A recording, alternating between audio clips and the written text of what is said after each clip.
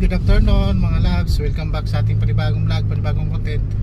At ngayon nga pinasyalan natin ang barangay 59, no?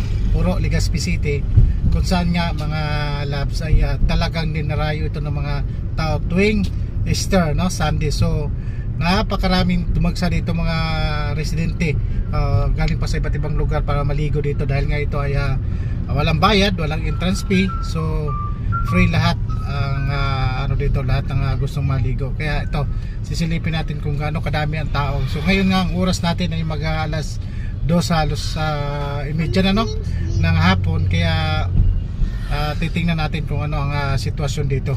So nakikita naman ninyo na napakaraming mga sasakyan.